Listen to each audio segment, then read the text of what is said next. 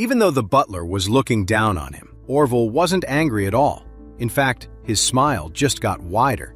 He said respectfully, "Look, Ian, the young lady's problem is really serious.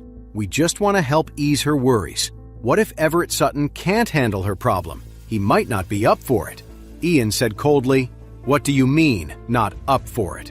You really think you can find someone who can compare to Everett Sutton? Get lost. If you interfere with his work, the young lady will hold you responsible, and you can't afford that." Orville scratched his head, getting anxious. He couldn't believe Ian wouldn't even let them in the door. How was Charlie supposed to do an energy alignment for the young lady? So he blurted out, "Ian, have you heard what happened to that other guy in Orris Hill? He was another so-called master, Owen Pierce. He was so arrogant. And what happened to him? He came to Orris Hill and tried to act all high and mighty in front of Mr. Charlie. And Mr. Charlie called down a bolt of lightning, zap, and fried him on the spot." After hearing that, Ian was stunned. The look in his eyes as he glanced at Charlie was now filled with a bit more awe. He had heard about Owen Pierce, but he never knew exactly who had killed him in Orris Hill. To think it was the young man standing right in front of him. Instantly, he felt a wave of respect for Charlie. So he bowed his head slightly to Charlie and said, "Mr. Charlie, I've heard stories about your incredible abilities. I'm truly impressed."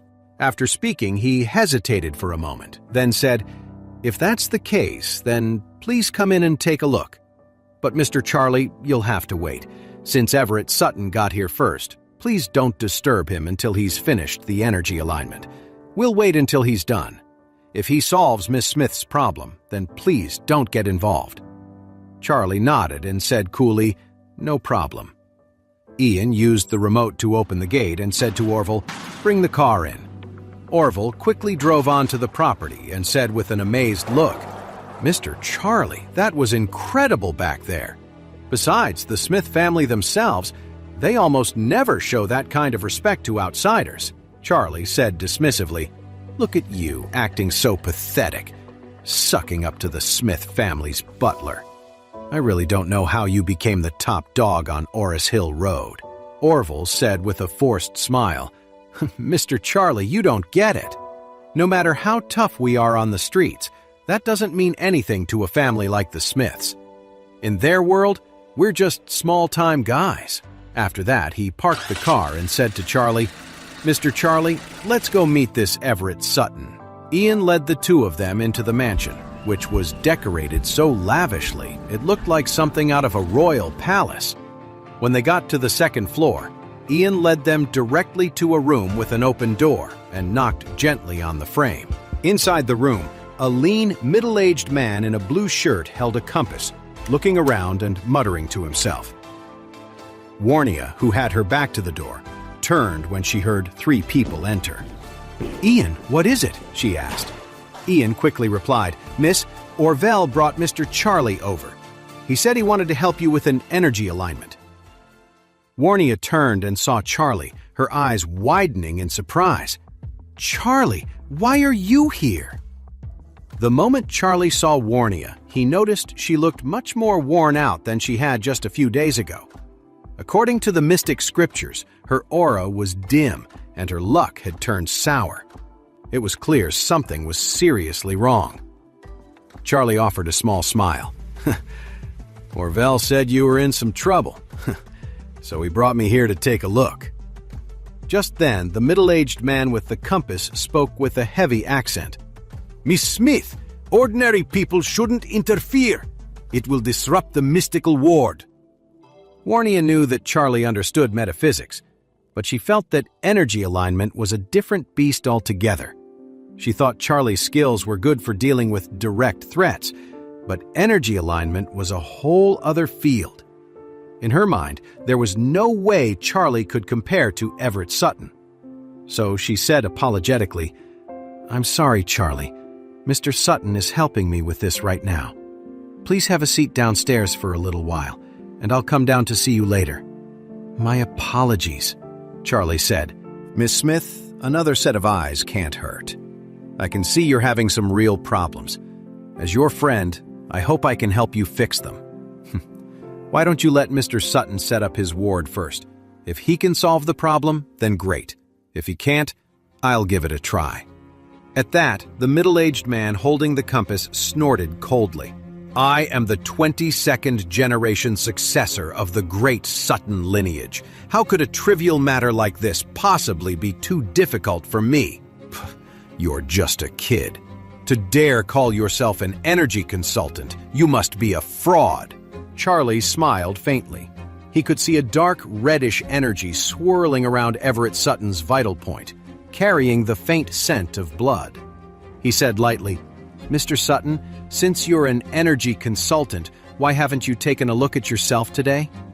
Don't you see you're headed for a bloody misfortune?" Everett laughed. "You're saying I'm headed for a bloody misfortune?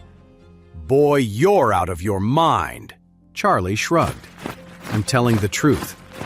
The darkness over your vital point hasn't faded. Your eyes are swollen and your pupils are dilated and red. These are all bad omens. If you don't do something to fix it, I'm afraid this violent fate is unavoidable."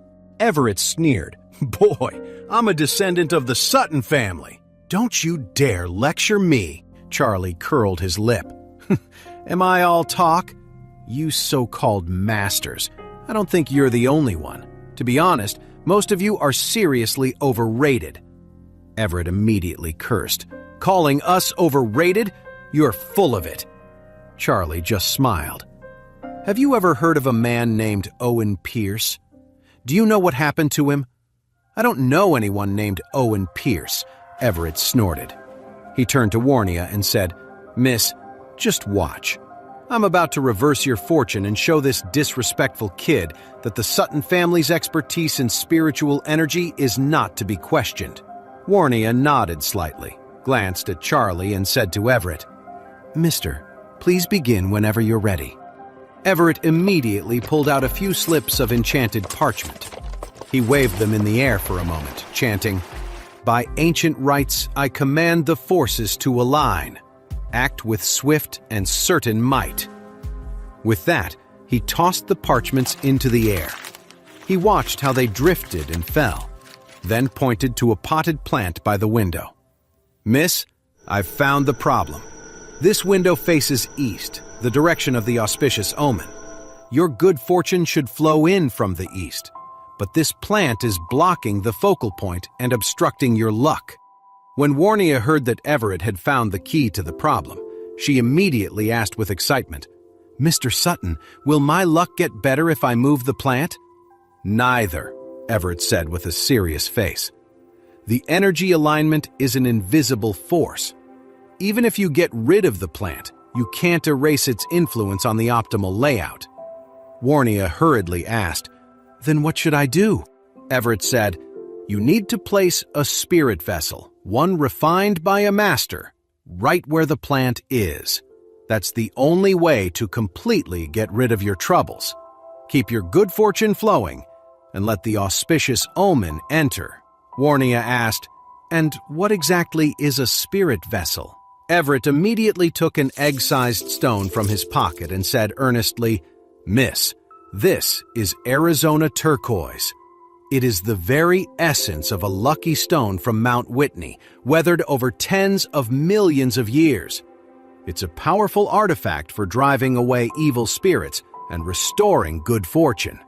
If you place this piece of Arizona turquoise where the plant is, all the negative aura will disappear instantly.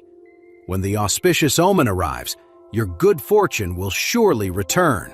Waria asked with joy, "Mr. Sutton, how much does this cost? I'll buy it."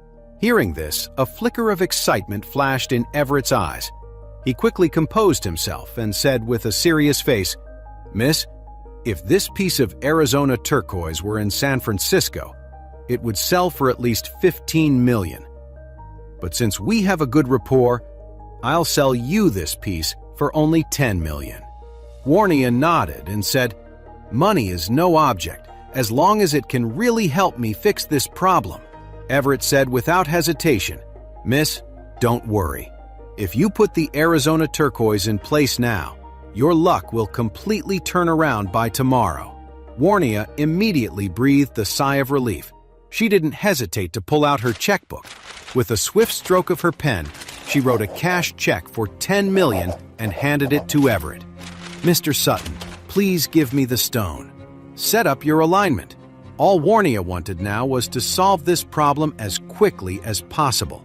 Her recent string of bad luck had been driving her crazy.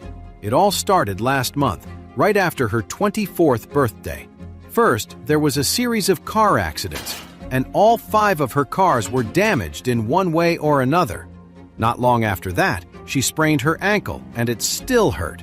Then, just a few days ago, she lost the historical artifact her mother left her, the piece of jewelry she cherished most in the world. She'd had that jewelry for more than 10 years. It felt like a part of her. She offered a multi-million-dollar reward, but there hadn't been a single lead.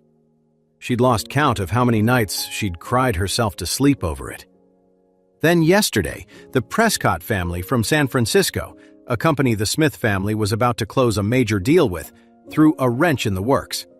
The 2 companies had already negotiated the terms and were about to sign the contract, but the Prescott family suddenly brought in another partner. Not only did they back out of signing with the Smith family, but they also made it clear they intended to partner with this other company instead. For Waria, it was like having a sure thing snatched right out from under her. The loss to the Smith family was immense, far more than she felt she could handle. With one unlucky thing happening after another, Waria had reached her breaking point. At this point, she just wanted to break free from this miserable streak and stop the bleeding. That's why spending $10 million to fix her energy alignment felt like a bargain. Everett Sutton took the $10 million check, his hands trembling slightly with excitement. Hey amazing viewers, it's Charlie here. Thanks for sticking with us. By the time of the release of this video, only 11% of our viewers have joined the party by subscribing, and 89% of you might miss out on our next mind-blowing video. So what are you waiting for? Hit that subscribe button and join the exclusive club.